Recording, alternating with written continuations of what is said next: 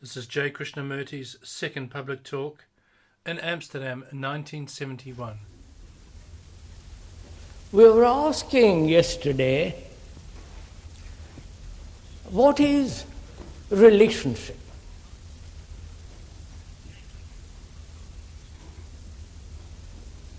And as that is a very important question, because relationship brings about either conflict, sorrow, and a great deal of confusion, leading to various forms of neurotic behaviors, and also as relationship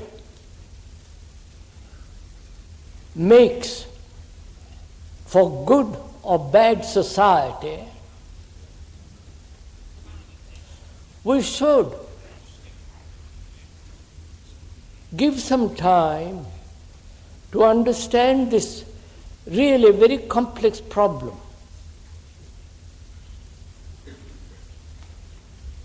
Because if our minds are not free of problems, we will inevitably, as we said yesterday, create for ourselves authorities and thereby conform, imitate, and feel deeply frustrated. And as in relationship, behavior is absolutely necessary, right behavior, and that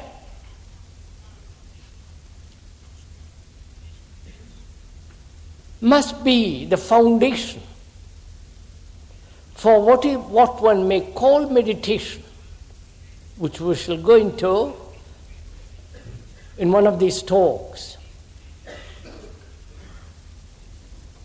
Because our minds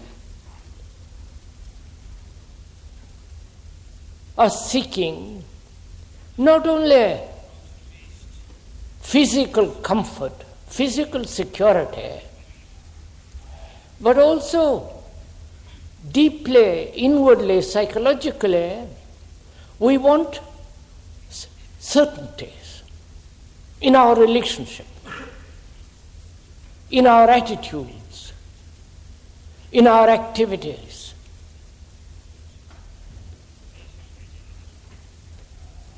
And not finding them completely, we resort to religious concepts, beliefs, and dogmas, and thereby make our life much more complicated, more conflicting and miserable.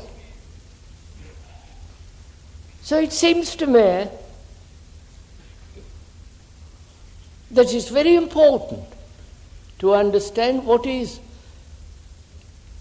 actually is relationship as it is now, and if it is possible to radically change it. So first, we must examine the fact of our relationship as it is. You know, there is a great deal of difference between fact, what is, and the concept which we draw from the fact.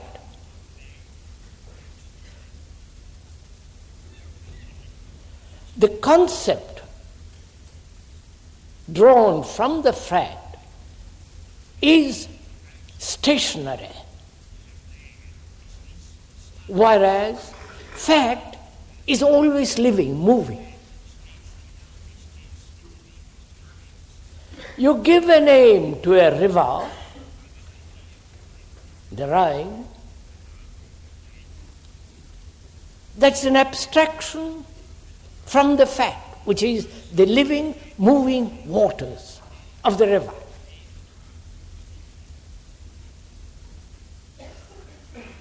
So we must be very clear that we are not dealing with abstraction, conclusions, but only with the living facts.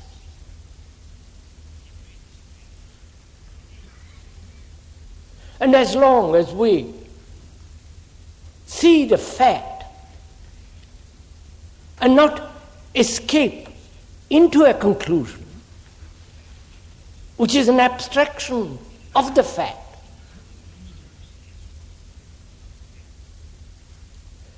then we can comprehend or move with the fact. Abstraction or conclusion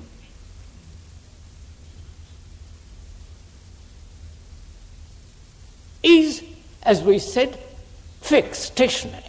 And it's fairly easy for the mind to follow that which is fixed. Whereas to live with a fact which is constantly changing becomes much more difficult. That is, we are going to examine the fact of actual relationship as it is and investigate it, not come to any conclusion. The conclusion then becomes an abstraction of the fact. And it is easier for most minds to live with conclusions. Then, if you live with conclusions, that is fixed, life becomes almost mechanical. Whereas to move with the fact demands watchful alertness,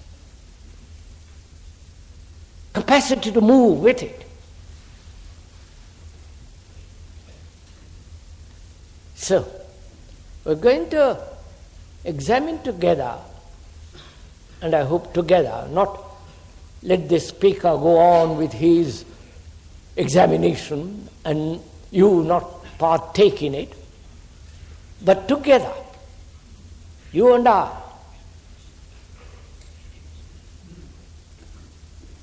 examine the fact of what actually relationship is as we live it daily. In that there is no abstraction, no formulation, no ideal, but only observing very closely the fact, what goes on in our relationships. So please bear in mind that we are not drawing any conclusion.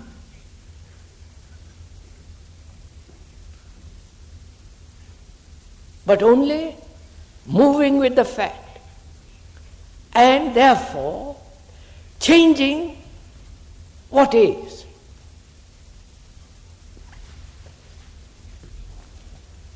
What actually is our relationship as we live it daily?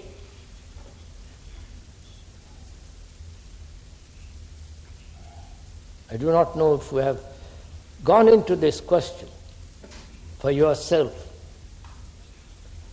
not according to some philosopher or some psychologist or an analyst, but actually observing your own relationships. Because then it's much more living, much more real than merely to follow some psychologist explain what a relationship should be. What should be is an abstraction. and not actually actual. Whereas if we could look at our relationships together,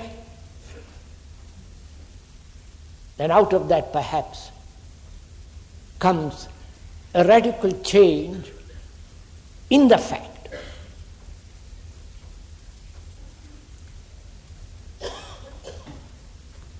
What is our relationship with each other? Man, woman, with our neighbor, in the business world, the relationship of the scientist, the artist, to the community, the relationship of the politician to each one of us, whom we have elected for our misery, out of our confusion. And if we don't understand our relationship, that is, relationship between you and me, between we and they,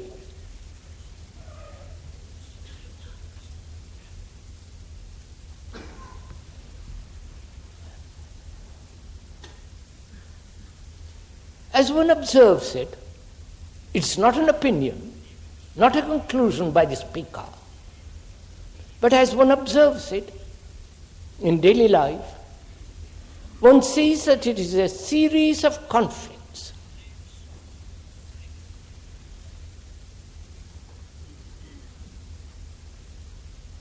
Series of adjustments.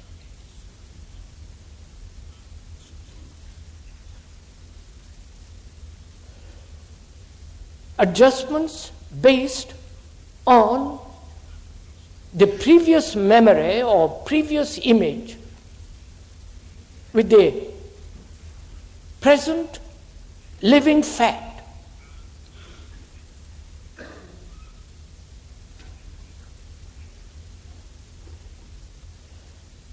In our relationships with each other, man, woman, with the neighbor, and so on, each one is isolating himself in his self-centered activity, enclosing himself, building a wall around himself, ambitious, competitive, envious, he in his office or in his workshop or in the laboratory, this competitive, isolating spirit is going on. And she also has her own problems.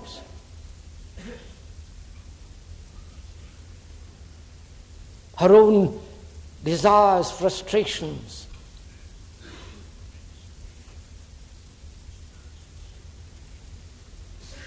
And how can there be a relationship when each one is pursuing his own particular demands, appetites?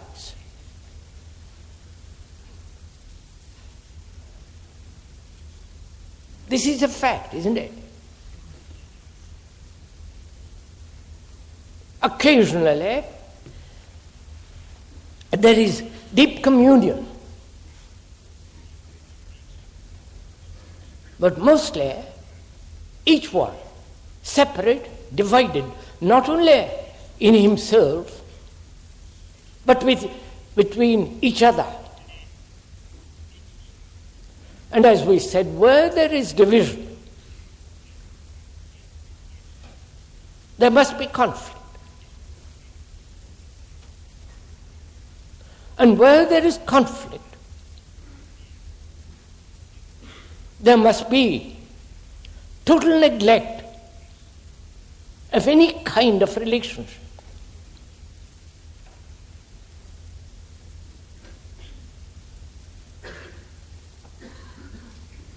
And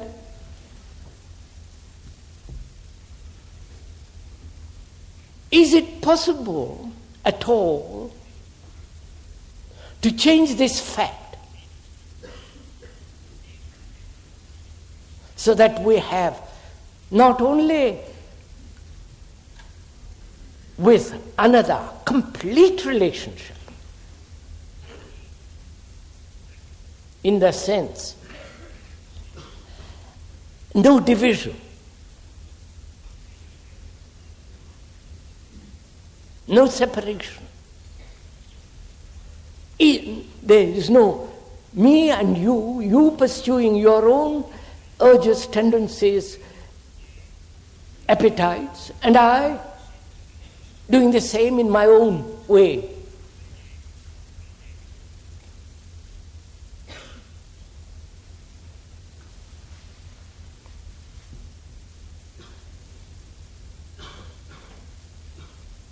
Which means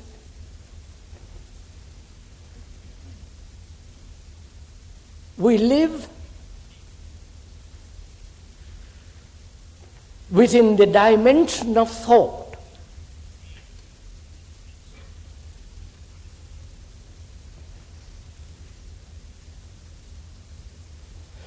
which makes an image, and memory holds that image. Memory is that image of each other.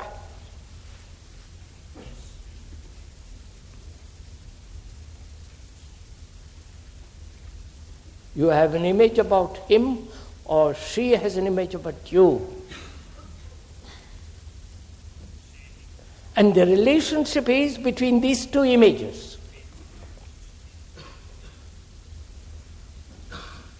And therefore not actual relationship. And hence the conflict.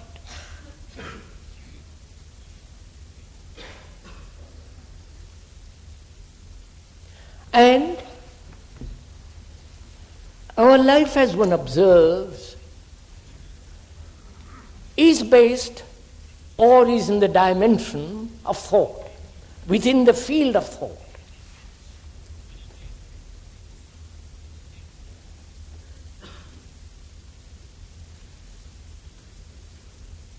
And to bring about a radical change in our life, and there must be a change, a revolution in our ways of action, thought, and living, one must go into this question of what is thought, of if there is at all a different dimension, which is not the dimension of thought. Because this is very important to understand. Because we see how thought operates in the world, intelligently or unhealthily, mechanically or freely in quotation marks, in a limited way. Please do share this with me. Don't just listen casually to this thing, because we are going to go into something that demands your attention, because it's your life.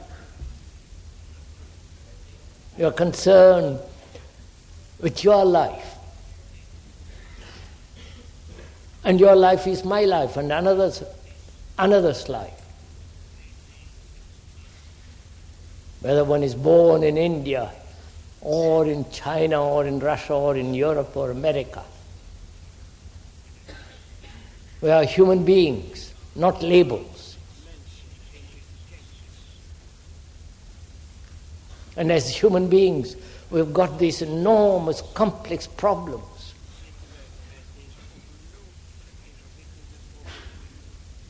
And when we share our problem together, it is not your problem or my problem, it's the human problem.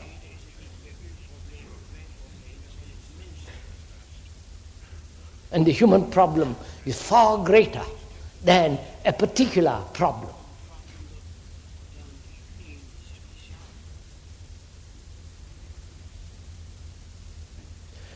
So we see our relationship is based on thought and image.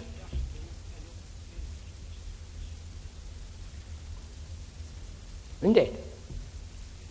If you observe yourself, if you see yourself and study yourself very carefully, not according to any philosopher or any psychologist, past or present, but actually watch yourself,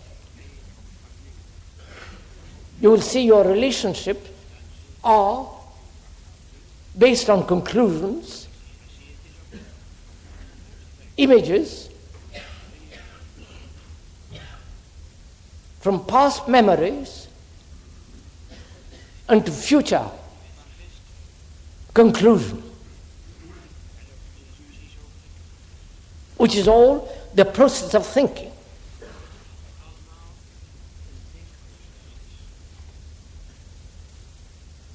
In this relationship, there is either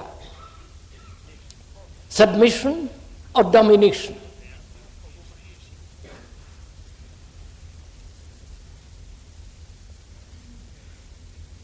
Possessiveness or detachment. Indifference. A sense of pleasure and pain.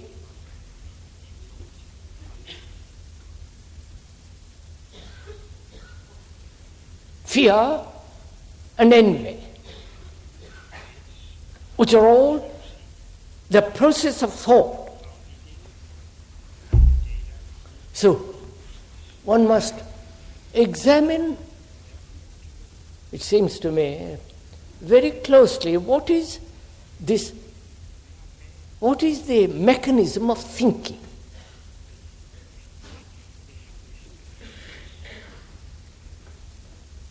And can there be a relationship, a dimension, which is not in the field of thought, which we are going to discover by examining it? What is thinking?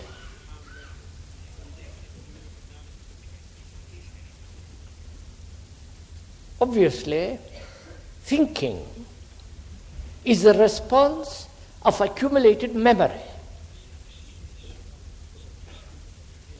Memory, experience, knowledge.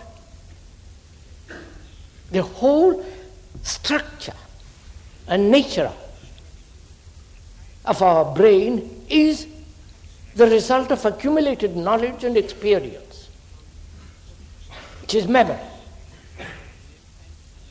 And when that memory is challenged, there is a response as thought and action. Right? You know,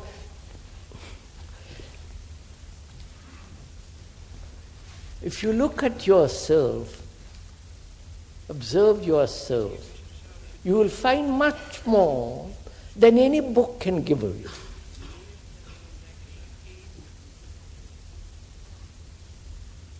You will discover far more in studying yourself than any philosopher, any analyst, any psychologist can explain. And unfortunately, most of you read books about all these and never become aware of yourself. Now, what we are doing now is to examine ourselves, look at ourselves, and understand the whole process of the self the knowing of oneself by observing the mechanism of thought.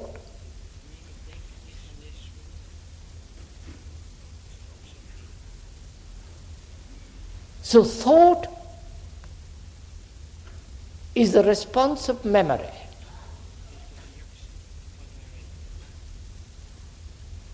And that memory is essential. Otherwise we cannot speak English or whatever it is we are communicating with each other. So knowledge is essential. But also, knowledge prevents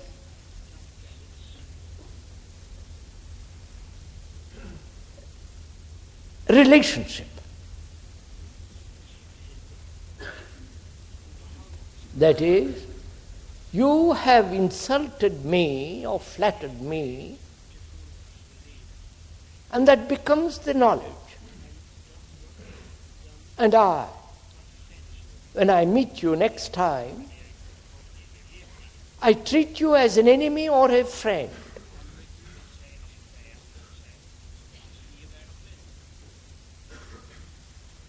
That is so, isn't it? So, knowledge as the past interferes with relationship.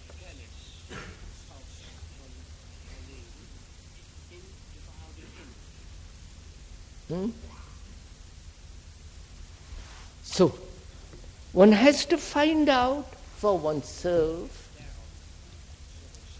whether there can be a relationship in which thought doesn't interfere at all. That is, thought as memory, as the past. Because relationship implies a constant living movement. And not bring the past conclusions in relationship. Am I going?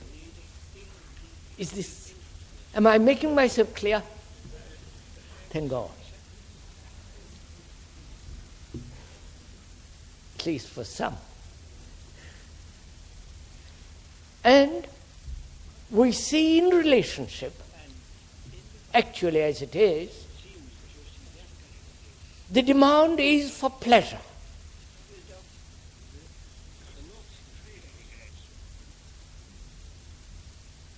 So one has to find out what is pleasure. Not that there should not be pleasure, but to inquire into the whole question of pleasure. Because most of our morality, our action, our attitude, our search for reality, God, what you will, is based on pleasure. Or escape from sorrow. So one has to understand pleasure, fear, and sorrow.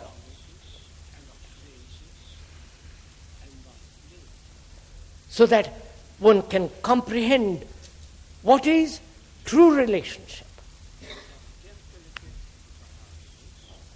So what is pleasure?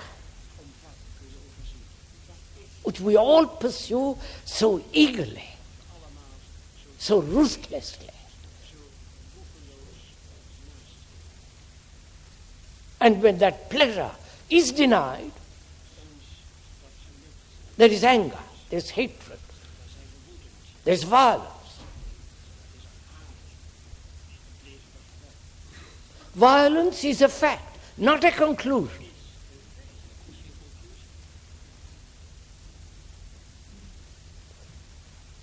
So one has to go into this question of what is pleasure and why the mind pursues so eagerly and persistently and continuously this thing called pleasure in so many different ways. Sexually,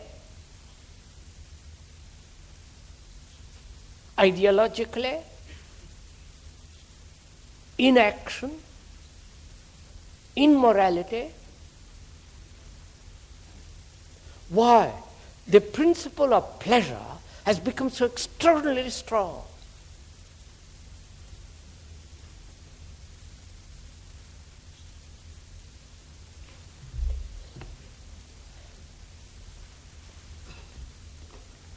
Now, what is pleasure?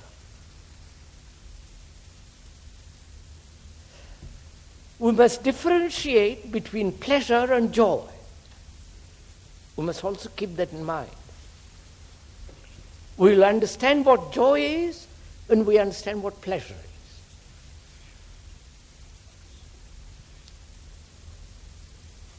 is. Is not pleasure the product and the continuation of thought?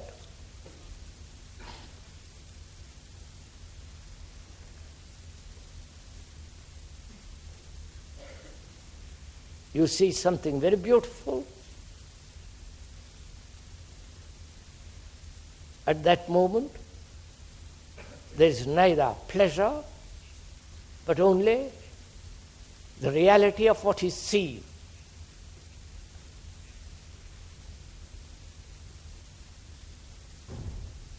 Then, thought comes and seeks ways and means of having that same incident of beauty or whatever it be, and thinking about it gives it a continuity as pleasure.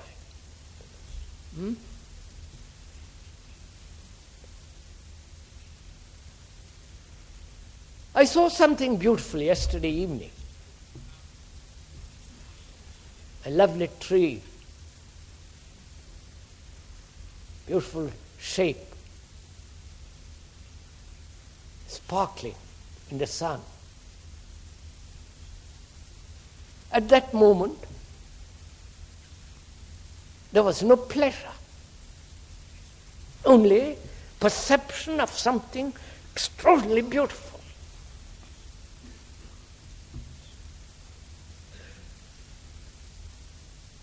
Then that beauty has left a mark on the mind, and thought, as memory, says, I would like to have that pleasure, that thing repeated. Right? The demand for the repetition of that incident or happening is the demand for pleasure.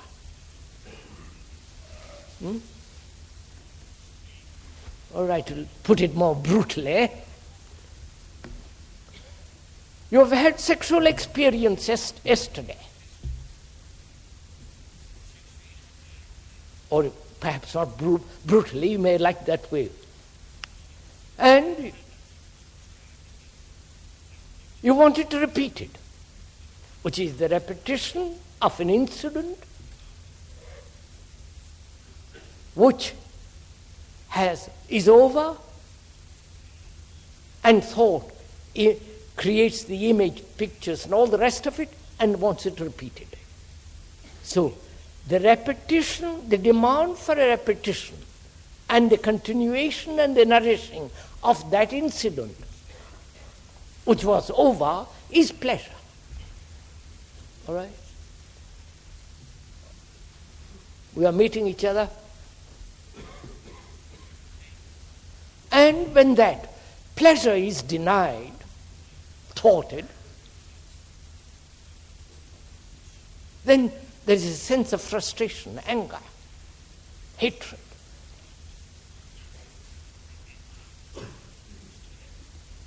So thought sustains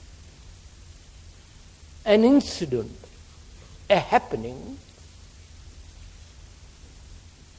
as pleasure. And thought also sustains and gives a continuity to fear.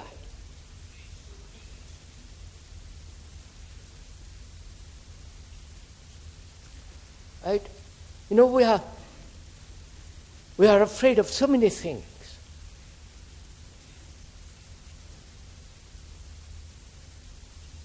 Not only of losing a job, afraid of not being important, afraid of not fulfilling, not becoming, from the most infantile fear of darkness to the most complex forms of fear, including fear of death.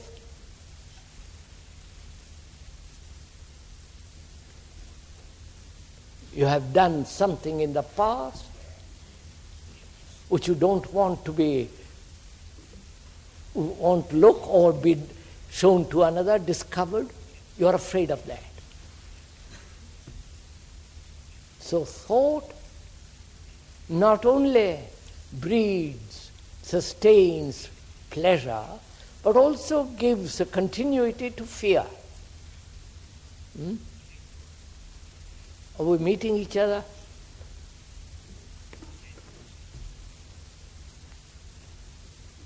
You know, there are not only conscious fears, but the deep-rooted fears.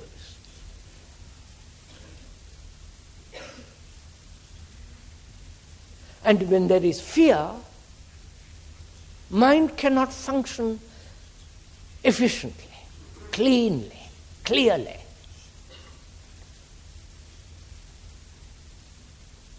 And we live with fear.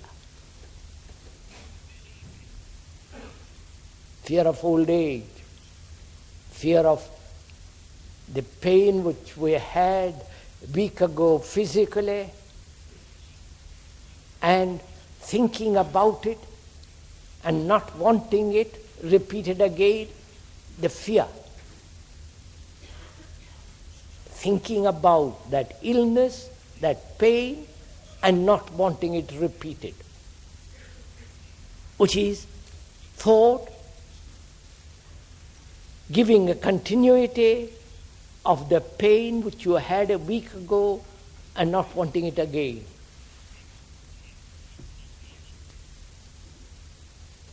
So thought gives a continuity to pleasure and fear. I think that's fairly clear, isn't it?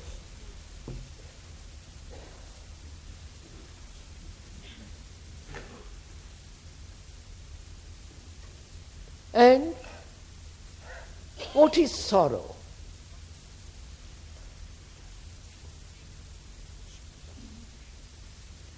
And in the Christian world, sorrow can never be apparently be resolved.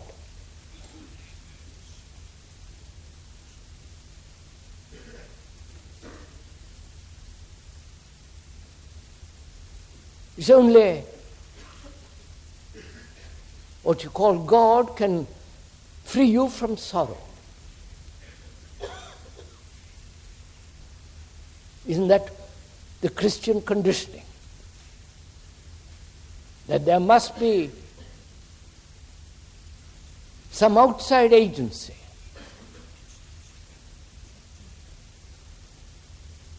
that will absolve you, cleanse you of all sorrow, and you yourself cannot possibly be free of sorrow. See, that is a conclusion, a theory, a belief,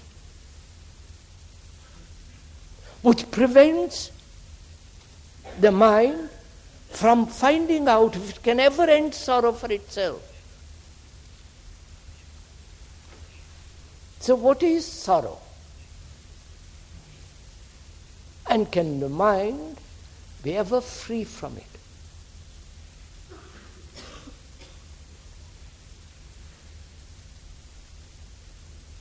We all know what sorrow is. We don't have to explain it, give you description. As we said, the description is never the described. We know what suffering is, both physical as well as psychological, conscious or unconscious. There is not only a personal suffering, but this vast suffering in the world. The people that have not enough food, of which you know nothing, living in a rich country.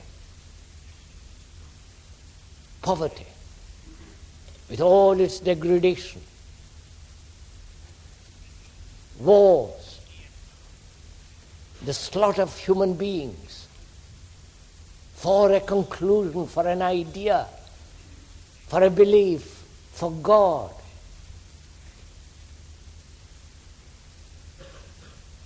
The mother who cries because her son is killed in the front, and so on. You know what sorrow is.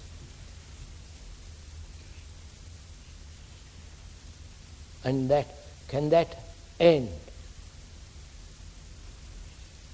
Not when you die. Now, can that sorrow which one carries about with one like a heavy burden, can that come to an end?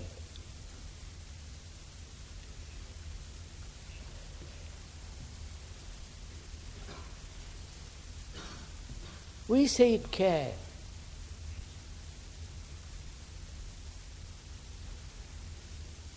It can end only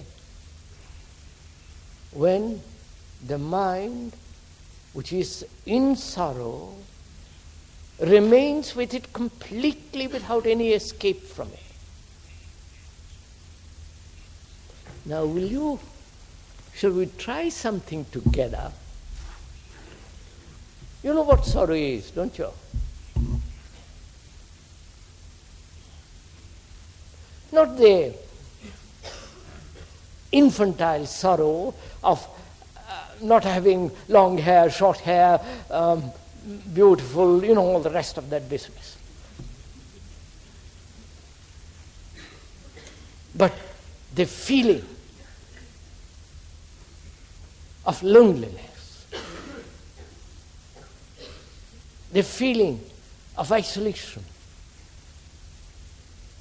the feeling that there is nothing that you can rely on. Everything that's been taken away and you are left alone, solitary, isolated, unhappy.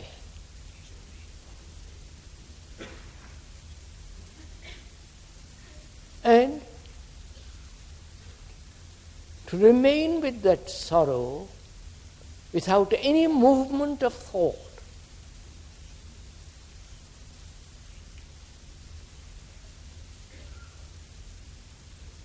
Please do it as we are talking. So no escape.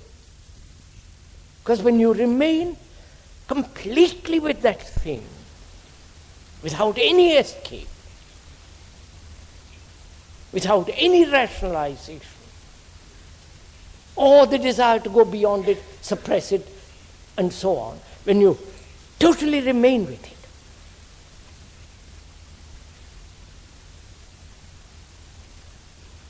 then you will find out of that complete oneness with that sorrow, because there is no division between you and sorrow. You are sorrow. When you remain with it without any movement, then out of that comes passion.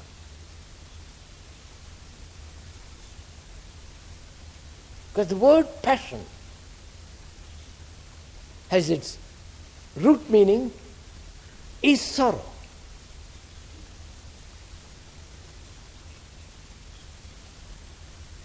So,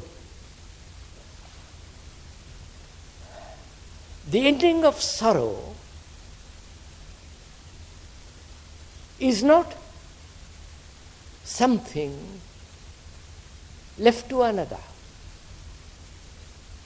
One can end sorrow. And joy is something entirely different.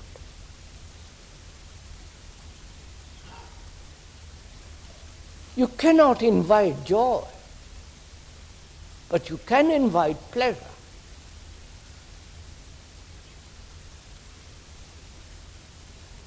You can pursue pleasure, cultivate pleasure,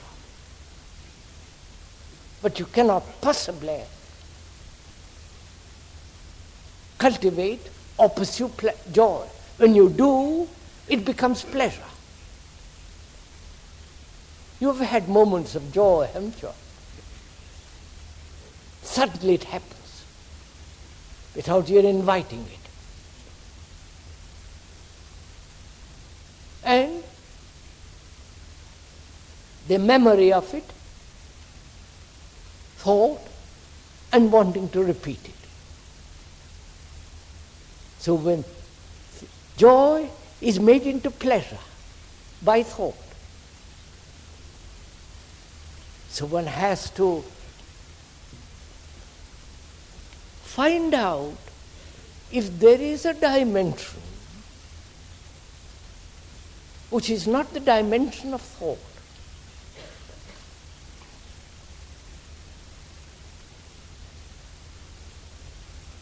You know, we give such extraordinary importance to thought. We say thought is free. Thought is creative. Is it? Can thought be ever free? Or is thought always old?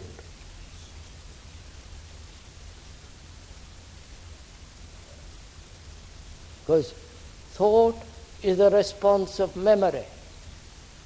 Therefore it can never be free. It's always old.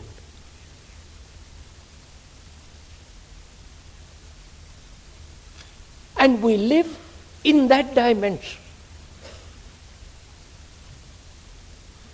with the old,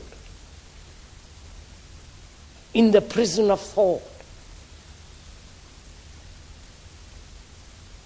And thought, which is the response of knowledge and memory, is essential. When you write a letter, when you go to the office and do this or that, which is knowledge. Knowledge is essential. And also you see how knowledge becomes a hindrance as fear, as sorrow, and so on. So can the mind function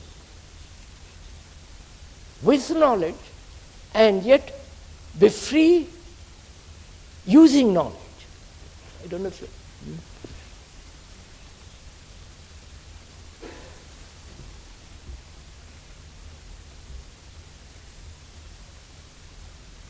You see, our gods, our rituals, all the inventions of the church in Europe and in India or elsewhere are the result of our thinking.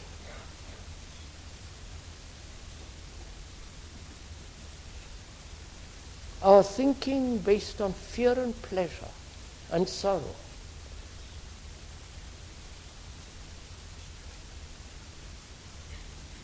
And if one really deeply wants to find out What is the dimension in which thought doesn't enter at all, which is thought being the past, and therefore timeless? Not the timelessness of science fiction, but the timelessness which is not thought, because thought is time, isn't it? Come on. Thought is sorrow, isn't it? Thought is fear. Thought is the demand for more and more pleasure. And we live within that field.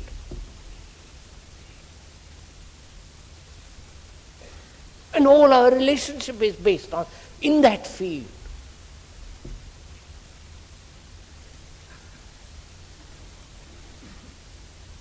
So one asks, is there a dimension, a world, very close to the other world, this world, that is not the slave of time, slave of thought? I don't know. Can the mind be free of the known and yet function with the known?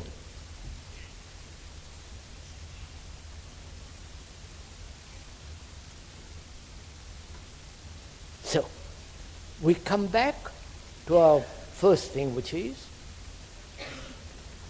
is there a relationship between human beings in which there is no conflict at all? Because thought based on the past must bring about conflict in all relationships. From that one inquires into what is love. You're following all this?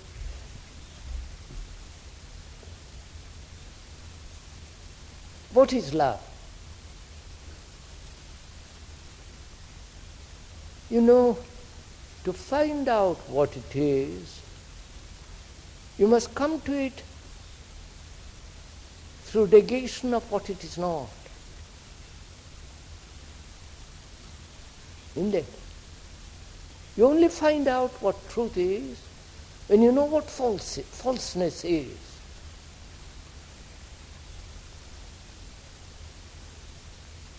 When you know that which is false and see the truth in the false, then you can be free of the false.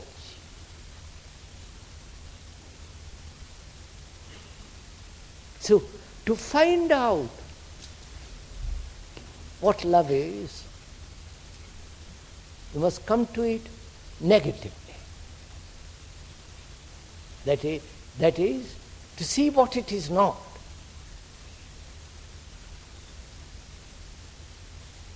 Obviously, it's not envy. Is it? It's not jealousy, hatred.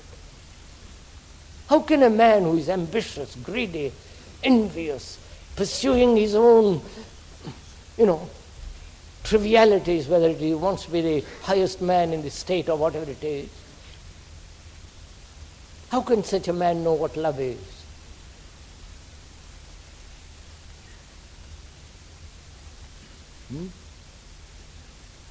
Can you as a human being sitting there, can you put aside totally that which is not? That which is not love. And love is not to be cultivated by thought as pleasure.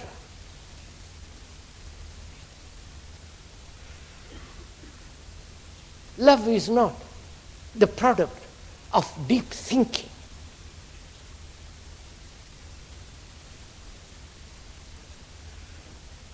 Love is not of yesterday or of tomorrow. Therefore, love is not of time.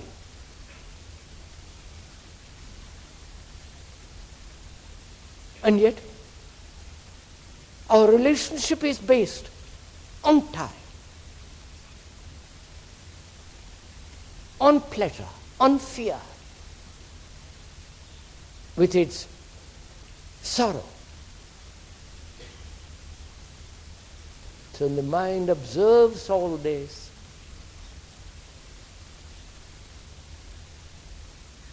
When you observe yourself around you and your relationship,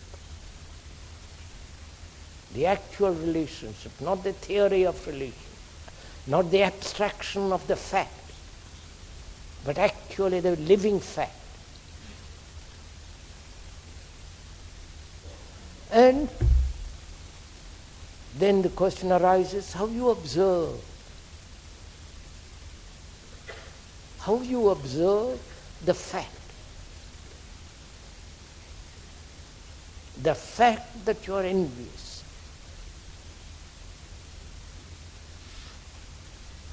The fact that you are pursuing pleasure. The fact that when there is sorrow, as you don't know how to resolve it, you run away, you turn to something, you pray, go to church or turn on the radio, football, what you will. After all, the religious entertainment is the same as the entertainment on the football field. Because you are running away. So, when you look at all this, which is our relationship with another,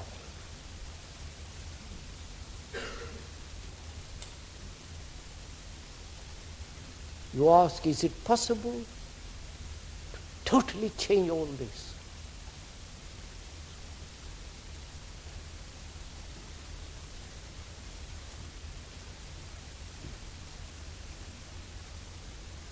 And from that question arises how you observe the fact. And this is important. How you observe the fact. Do you observe it with a conclusion, which is time, which is past? Do you observe it, condemning it, try to suppress it, rationalize it, or escape from it? Which again is your conditioned response to the fact. Or do you observe it without any of that, without the past, but only observe?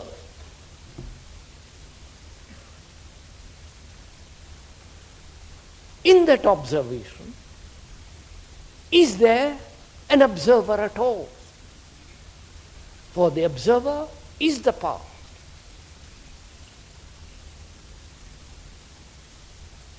Can you observe your fear, your sorrow, all the things that one is caught in, without the memory of yesterday?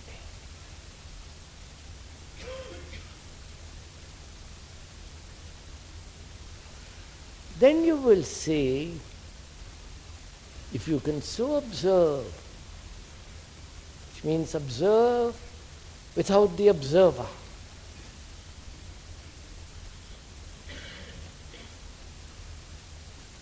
then you will see the fact has totally changed. Then there is no conflict between the fact and yourself.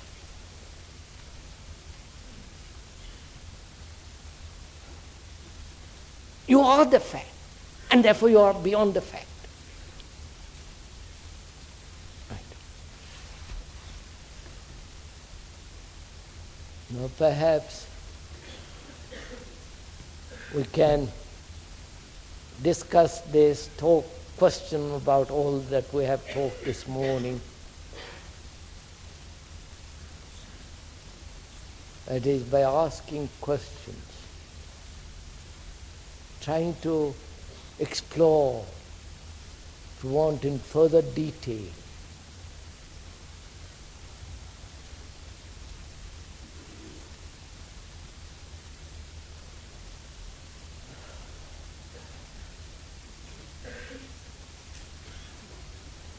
May I ask you a question?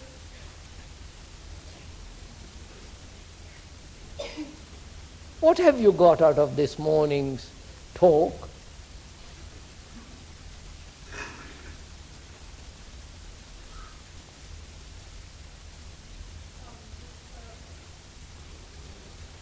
Pardon? You have got further disturbance after listening to the talk. Good Lord. Are you further disturbed, or you are disturbed? When you came here, you were disturbed. Otherwise, you wouldn't be here.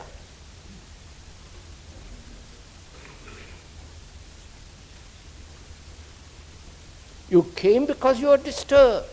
You are confused. You're part of this world with all the misery, travail, anxiety. You're disturbed. You know, the moment you think you're disturbed, only when you're asleep, then you can say, well, I'm not disturbed.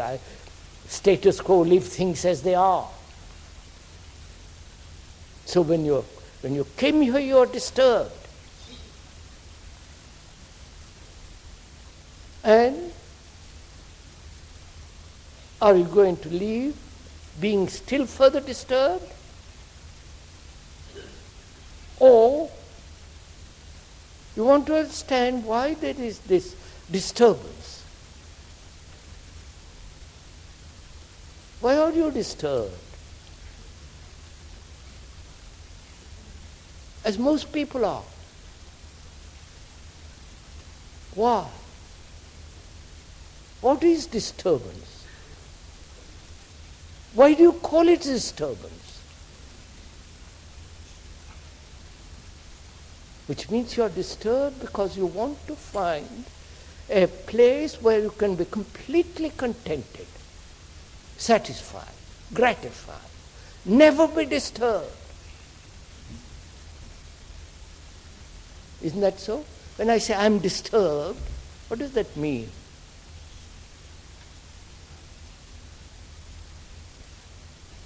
Well, sir, what does it mean? Why shouldn't you be disturbed? When the house is burning, aren't you disturbed? The world is burning. Chaos, mischief, misery.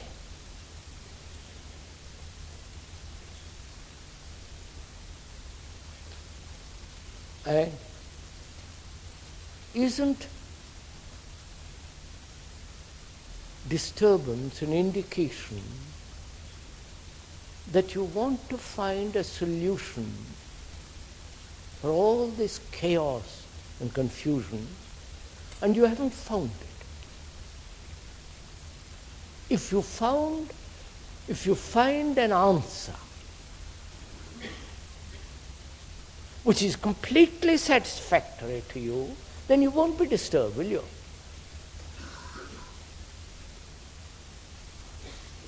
Will you? Huh? And is there such an answer which is so completely satisfactory? So what you are seeking is not the ending of disturbance, but something that will completely satisfy you. Right? Come on. Now, is there anything that will satisfy you?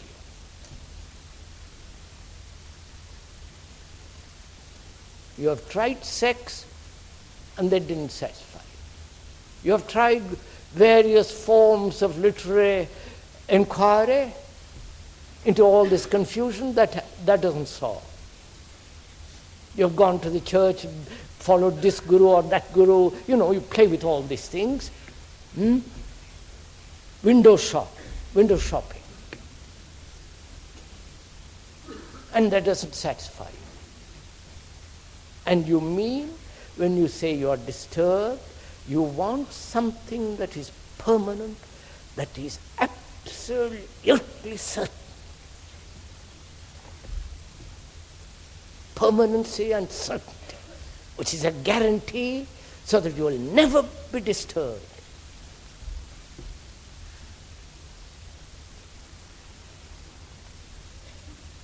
Now, is there anything permanent,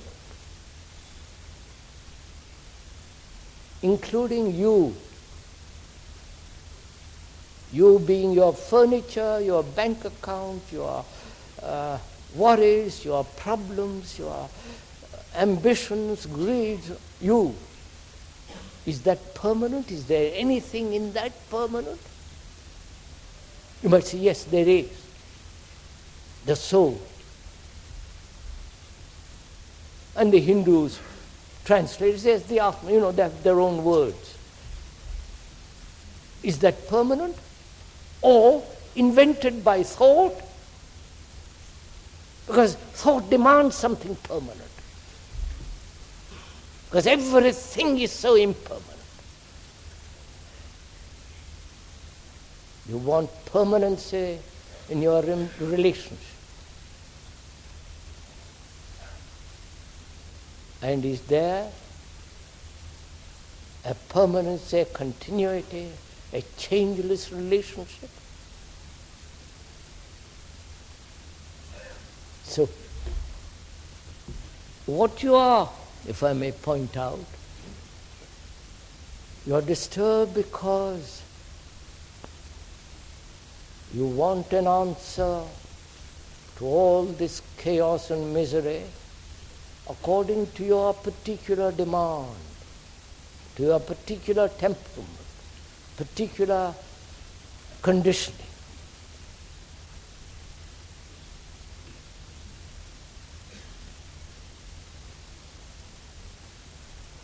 And when one is disturbed, as one must,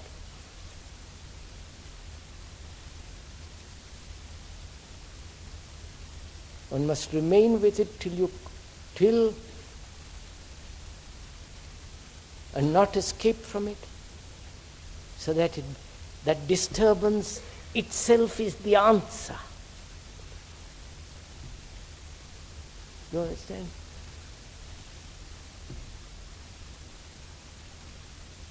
Not escape from it, not go to some philosopher or some psychologist, some guru to tell you how to get rid of that disturbance. He will. He's got his own particular remedy, his own particular system. And that doesn't solve you have covered your disturbance by another disturbance. So to remain with that, like remaining with sorrow completely.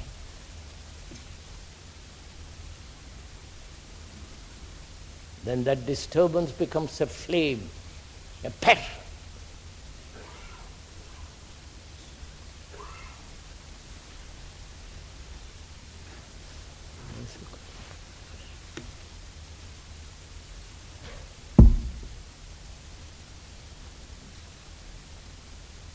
No questions?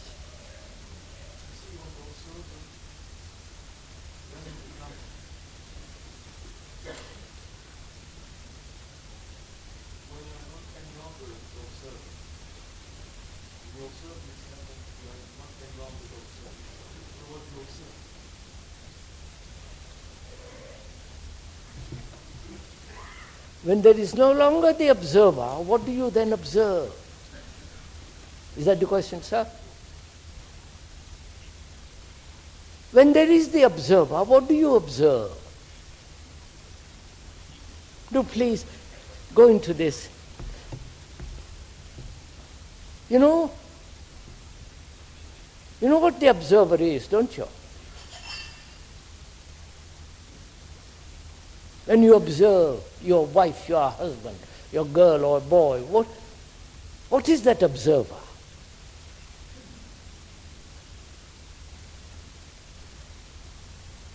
Isn't that observer the accumulated memories of that particular relationship, or in that particular relationship, accumulated all the various pleasures, hurts, pains, all that's the past, isn't it? The observer, therefore, is the past, isn't it? Are you following this? Huh? Isn't the observer the past? And when through the eyes of the observer you observe, what do you observe? Aren't you observing the image that you have, overshadowing the fact? Right? Look, sir, if I happen to be born in India, what takes place? I'm conditioned by the culture in which I've lived. Their gods, their myths, their gurus, their superstitions, all their confusions of 5,000 years. The tradition. My mind is conditioned by the culture in which it has lived. And that mind observes. That mind is the observer. And whatever he observes, the past overshadows, casts a shadow on the present, doesn't it? Come on. So, to observe without the observer means to observe without the past. Look, if I'm a Catholic, I've been conditioned for 2,000 years. The propaganda. After all religions throughout the world are merely propaganda. Aren't they? Which I accept because I'm afraid, I'm uncertain. At least a belief gives me certainty. I'm conditioned. And this weight of 2,000 years, I look at life. Life which is always living, moving, vital.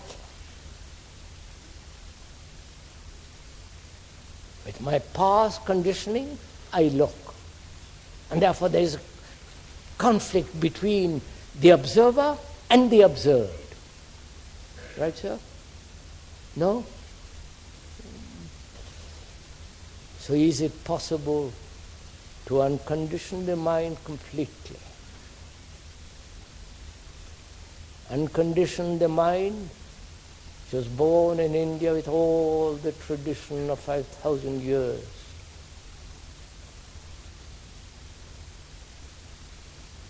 So that the mind is fresh, young, active, innocent.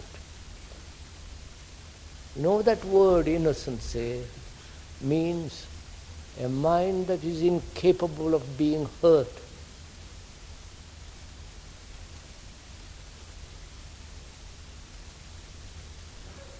Our minds are hurt, distorted, brutalized, twisted, tortured.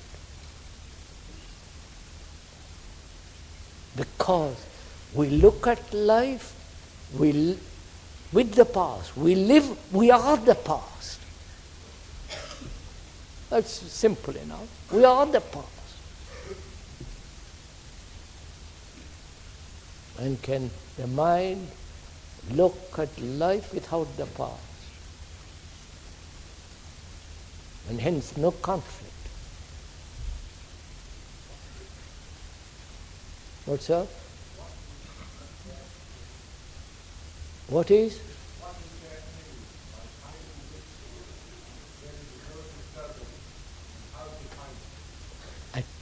What is that thing?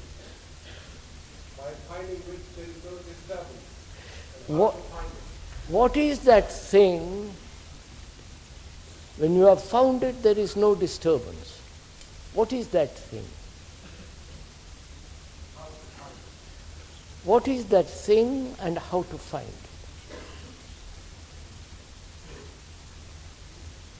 First of all, the question how to find it implies, doesn't it, a means, doesn't it? A path, a system, a method. When you put the word how to achieve something, all that's implied. A method, a system, a path.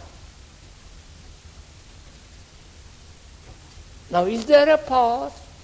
Is there a system? Is there a method to truth? And what is implied in a system? If you practice a system, your mind becomes mechanical, doesn't it? So,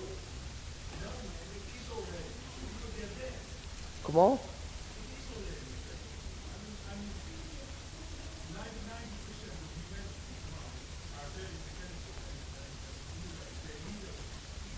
%? Yes. 99% of the human beings are already mechanical. And so you add more mechanical. Yes, sir, I understand that. 99% of the people are mechanical. And therefore they need systems. Just think of the reasoning of this. 99% of the people are mechanical, and therefore they need mechanical systems. Make them more mechanical. Yes, sir. Find out, sir. Go into this question really very deeply. No, just, sir. Look, this gentleman asks, what is that thing in the finding of which all disturbance comes to an end? And how is that thing to be achieved, to be come upon? We are saying a mechanical mind can never come upon it. And methods, systems and paths are mechanical.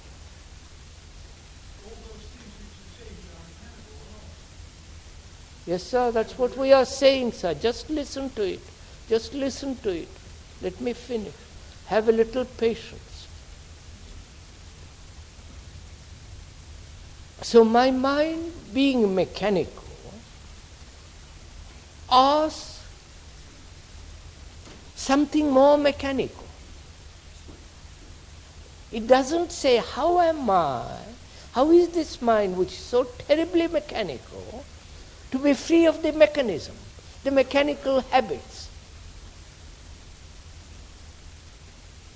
But you add more habits, more mechanical things to a mechanical mind. So the first thing is to find out if the mind can be free from the mechanical habits,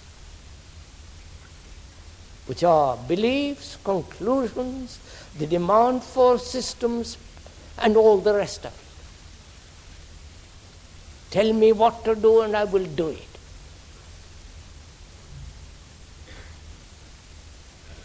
What is the purpose of life? Point it out, and tell me what steps to take towards it, and I will do it.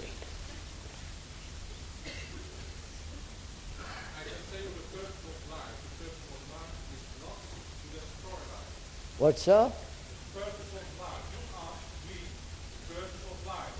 And I say to you, the purpose of life is not to destroy life. Absolutely. No, No. Now just a minute. I said, you have not completely understood, if I may point out, sir, what I said. We want a purpose in life.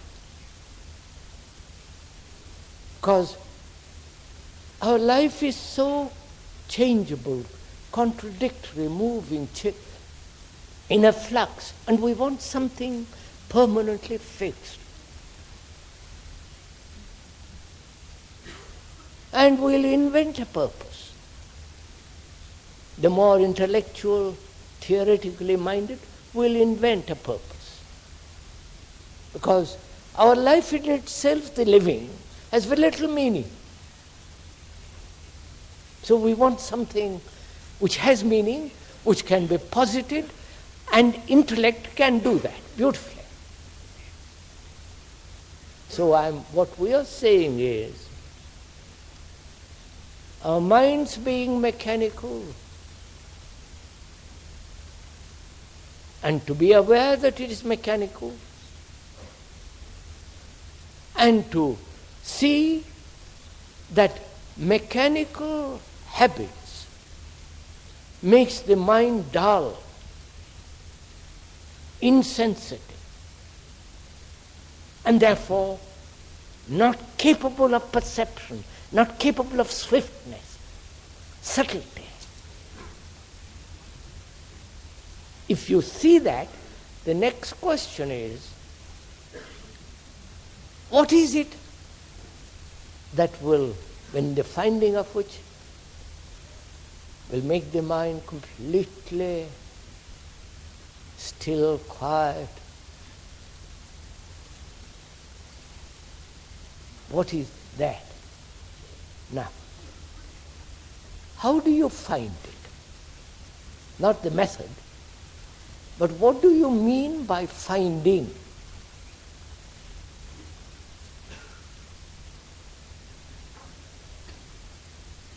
Just a minute, sir, I haven't finished yet, sorry.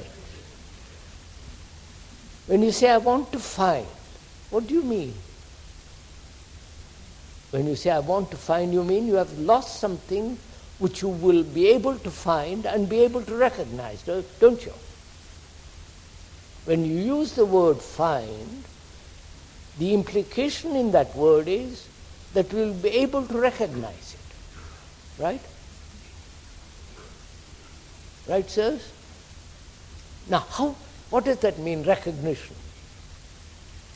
It has already happened to you, you already know it, and therefore you'll recognize it when it happens again.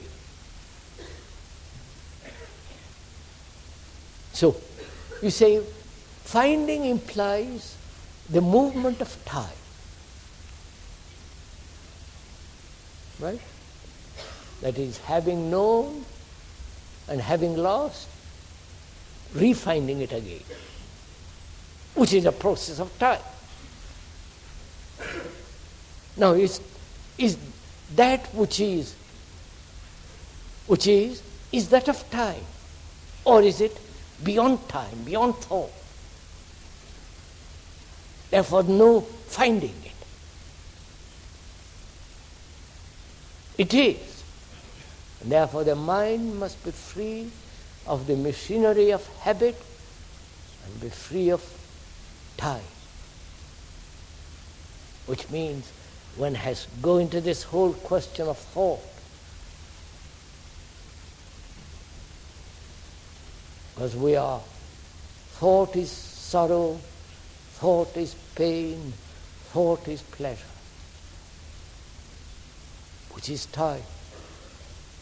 And to find out that which is beyond time, mind must be extraordinarily still.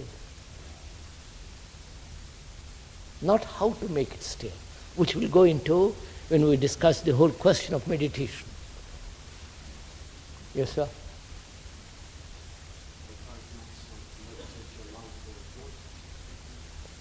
I can hear, sir. Go ahead. What, sir? You tell me what you want to say, I'll repeat it. Go ahead, I'll hear it, sir. Your words became very wise to me, very strong. And I think it's very, very necessary to have an Eastern give and take, East and West thought. But my big question is, the big wisdom for me in the East is if there's yin-yang, there's inner side and outside. There is spirit and there's body. There is up and down. There is night and day. Always what you're seeing, this is really the law. So if you deny, well, I can be wrong, but if you deny the physical formulae, so, because whatever is made or created, there needs to be a formula.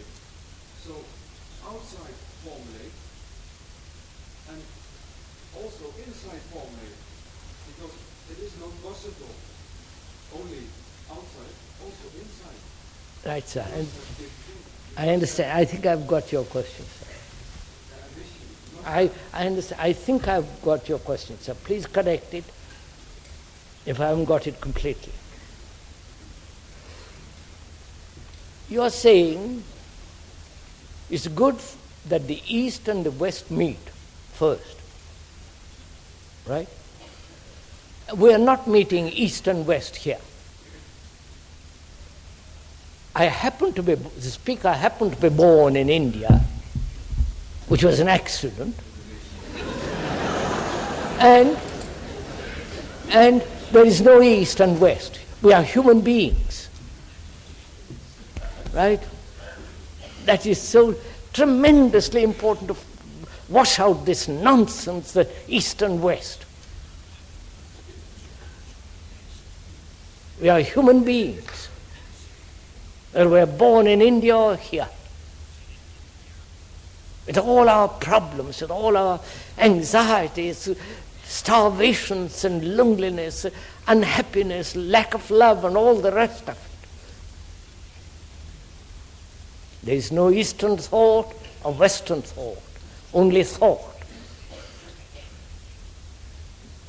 Then the questioner says, there is body and soul, up and down, division. And that division is natural. Right, sir? That division is essential. That's the question. Why do we divide at all? Body and soul. Psychosomatic, psyche and soma, which is the body and soul, psychosomatic. They are together, not separate. That only arises that there is a separation when there is death. So we have divided living and dying. Right? So to us, living is one thing and dying is another thing. And there is right and wrong, good and bad. All the divisions in which our mind is caught.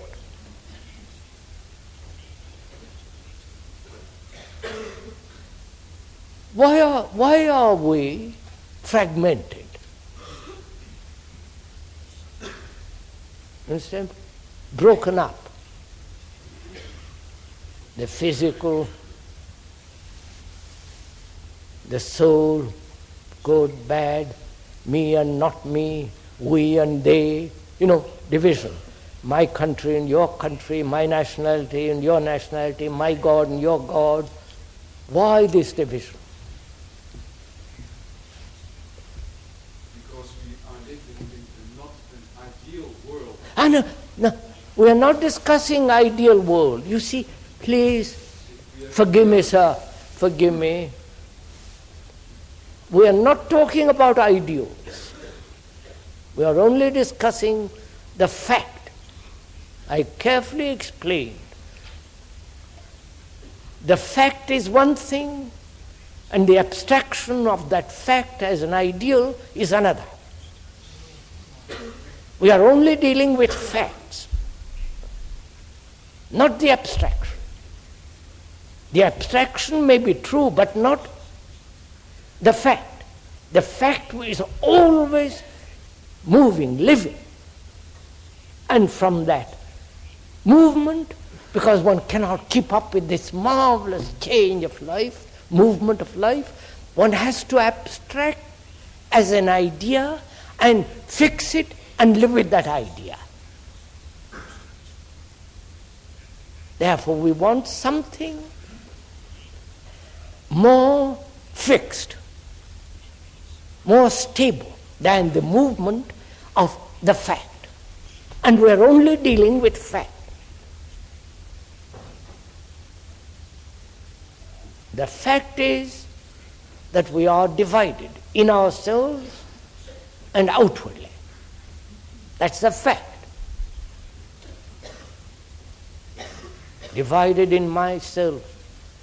I'm ambitious, I'm greedy, I'm envious, I'm seeking power, position, prestige, and I also want some kind of peace, hope, rest. So I'm divided, fragmented, broken up. Because I am broken up inwardly, I am also broken up outwardly. Nationality, the division of religions, class, all the rest of the divisions. Now, when you look at this division between you and me, we and they, don't you ask why this fragmentation comes into being? Or do you say, well, that is so? Don't you ask? Don't you want to find out for yourself why this fragmentation has come about? How it has come about? Because where there is fragmentation, which is division, there must be conflict.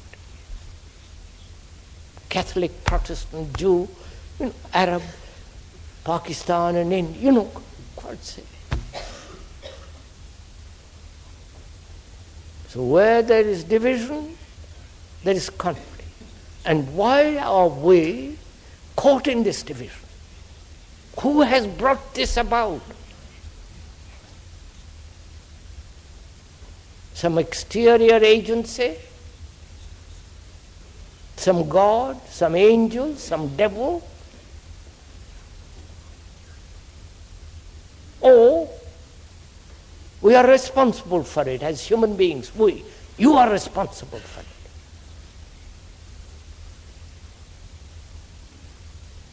That is, you are fragmented in yourself. And why are you fragmented?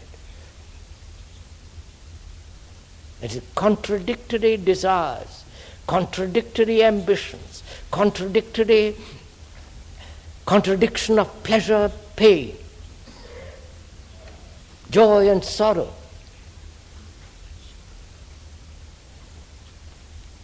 Why is there this contradiction? Not the superficial reaction, the explanation superficially, but the deep-rooted cause of this fragmentation. Why? Because there is not possible that there is energy if there is no subject and object. Wait, When I speak, you have to listen. When you speak, I have to listen. You have always give and take. And that in the ideal situation is a circle. Indeed. Yes, sir.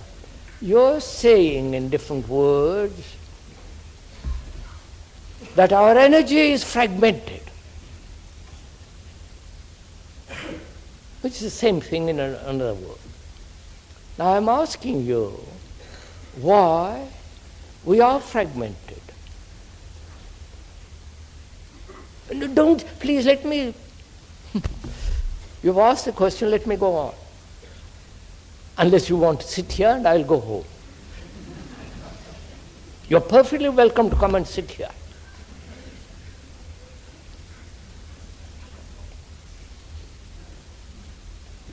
Why is human being that lives in India, here in America, Russia, why is he tortured by this fragmentation, broken up,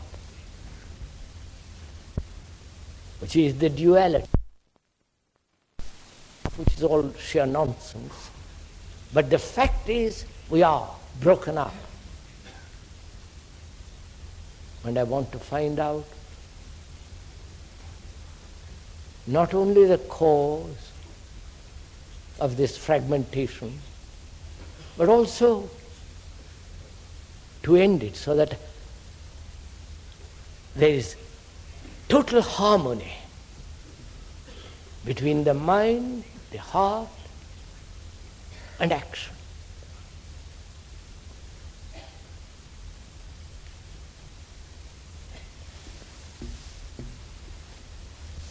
As we have divided the world geographically and nationally for various economic exploiting reasons, so we have religiously divided people, Catholic, Protestant, Hindu, Muslim. Again, that's a fact. Because each one of us wants security. Because when I say I'm a Hindu, I feel secure. I've identified myself with something greater. When I've identified myself with what is called God, I feel rested, secure. There is some entity that's looking after me.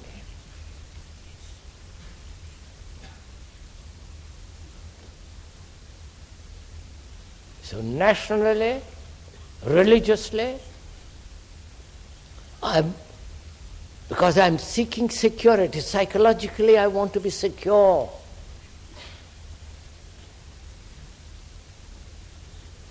And is there such thing as being completely secure?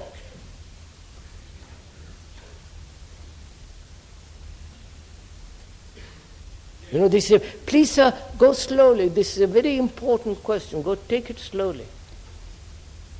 Completely secure, safe. One finds complete security in a belief. Another finds complete security in some neurotic thought. Some find complete security in the nation, in some ideology, or in a person. And is there such thing? I may want security. I may want permanency in my relationship. And is there such thing?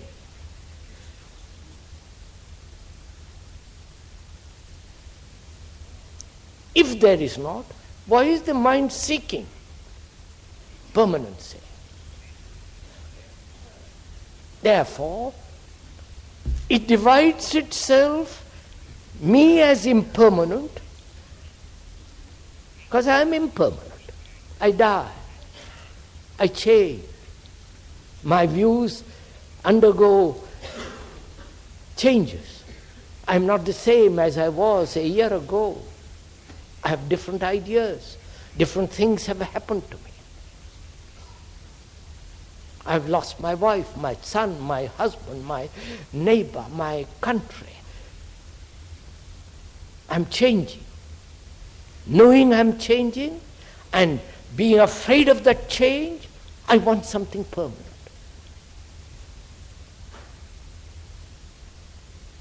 God, belief, an ideology, a purpose, a truth. So, me impermanent, that is permanent. That which I have said is permanent is the product of my impermanence. Because I have projected my desire to be permanent, knowing I am impermanent, in something which is permanent.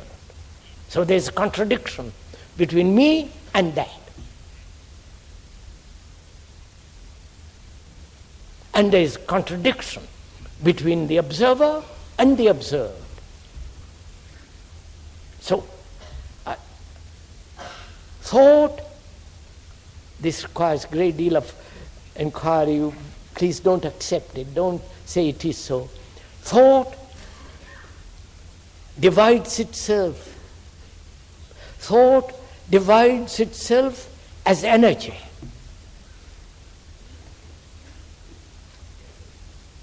This energy, that energy. The good energy and the bad energy.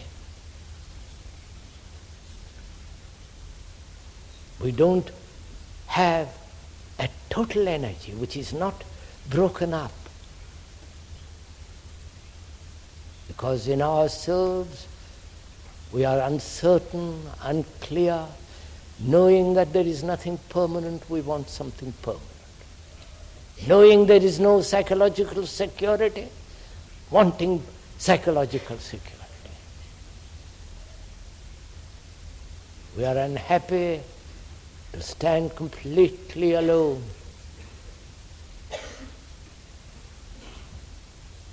And we don't know what it means to stand alone. We only know what it means to be completely lonely. There is the division again. So, a mind which is aware of all this, not just one thing, aware of relationship, of pleasure, pain, fear, sorrow, aware of permanency and impermanency, demand for security and insecurity. And if there is something beyond all time, all that must be taken into account, must be looked at totally. Then, out of that total observation, there is complete harmony, there is no fragmentation.